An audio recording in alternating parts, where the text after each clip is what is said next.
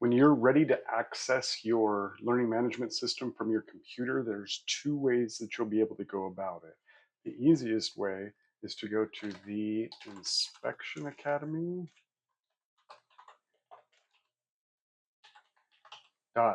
.talentlms for learning management system.com.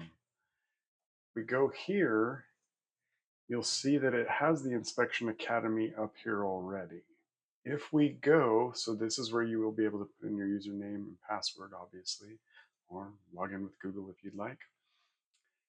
If we go to talentlms.com,